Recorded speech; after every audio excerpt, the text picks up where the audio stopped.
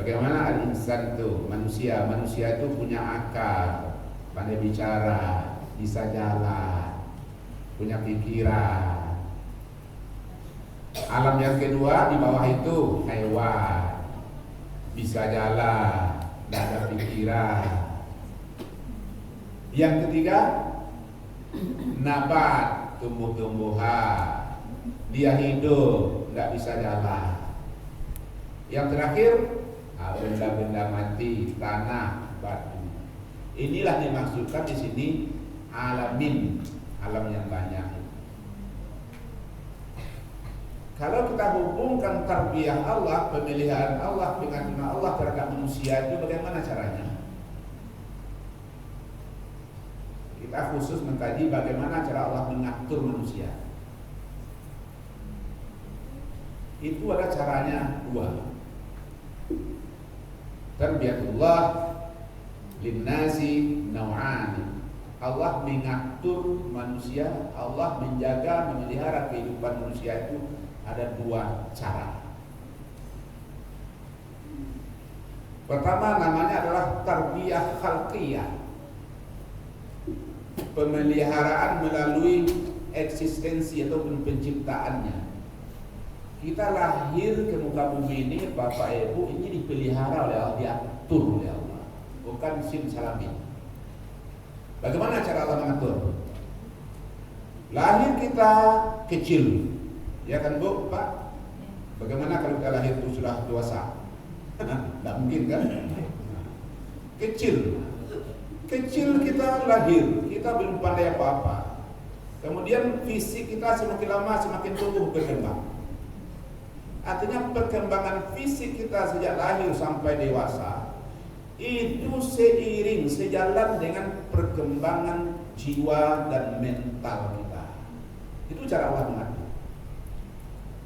Lahir kita ke muka bumi, kita tidak tahu apa-apa kan. Kemudian lama kita hidup, berkembang fisik kita dari kecil sampai besar. Perjalanan fisik kita, perkembangan fisik kita itu seiring, sejalan dengan perkembangan mental, kejiwaan kita. Ada apa-apa Ibu, orang kecil dia sudah pintar? Ada apa? Lahir dia baru dia lahir kan. Assalamualaikum warahmatullahi wabarakatuh. Saya baru lahir semenit yang lampau. Ada?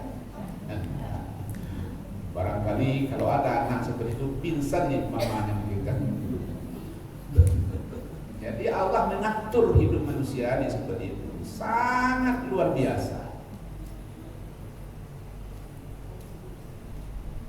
Yang kedua, bagaimana cara Allah mengatur kehidupan manusia? Yang kedua namanya tarbiyah diniyah tahdibiyah, pengaturan pemeliharaan Allah melalui agama dan budi pekerti.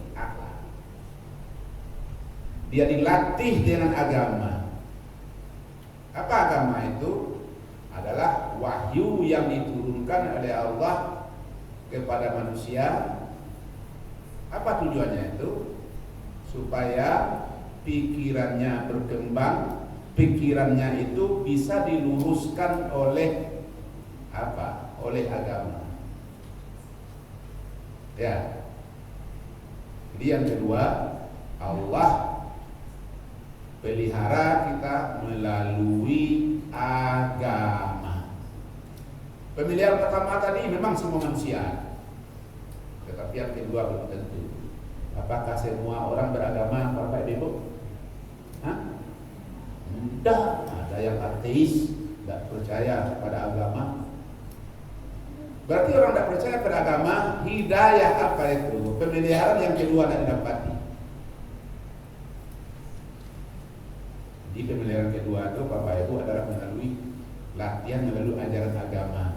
Dengan agama itu berkembang pikiran, ya, pikiran kita itu bisa dibentuk dengan agama, diluruskan oleh agama.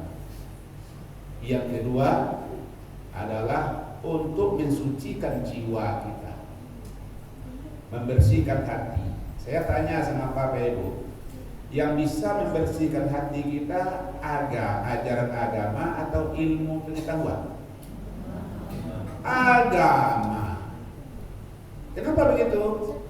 Ilmu pengetahuan turun ke otak, agama turun ke hati. Tidak boleh sombong itu menurut agama atau menurut ilmu? Agama. Tidak boleh dengki menurut agama. Jadi kalau ada orang berilmu berkelahi, ya sah-sah saja. Ada orang berilmu masuk penjara, ya sah-sah saja. Ada orang berilmu korupsi, ya sah-sah saja. Karena hatinya ini, agama itu tidak sampai, tidak turun agama kepadanya. Agama itu kan adalah nur yang akan menerangi hati manusia, itu agama. Ini tidak ada. Jadi Bapak Ibu, kalau orang ilmu pengetahuannya tinggi, agamanya tidak ada, itu bahaya. Saya tanya sama Bapak Ibu, yang menguasai dunia hari ini orang berilmu atau orang beragama? Orang berilmu. Bapak rasakan, Ibu rasakan hari ini, dunia ini sekarang ini aman atau tidak aman? Bukti seperti itu. Selagi orang berilmu juga yang memimpin, kalau tidak ada agamanya, seperti inilah dunia sampai kiamat.